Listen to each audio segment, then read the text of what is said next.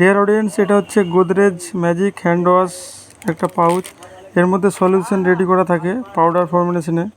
এটার দাম হচ্ছে মাত্র 10 টাকা।